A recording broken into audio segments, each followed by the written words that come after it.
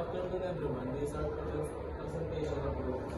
Stroke. Definition is stroke is when blood flow to the brain is interrupted.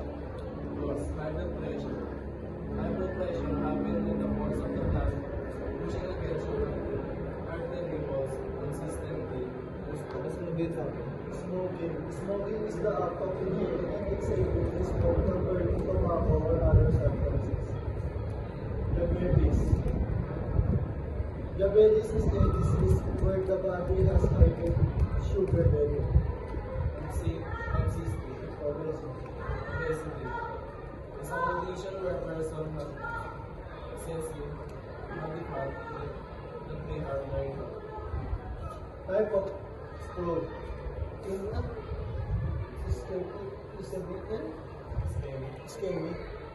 Ischemic hemorrhagia.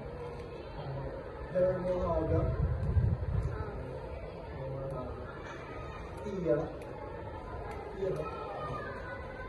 Epic. Paralysis, speech problems, memory loss, weakness,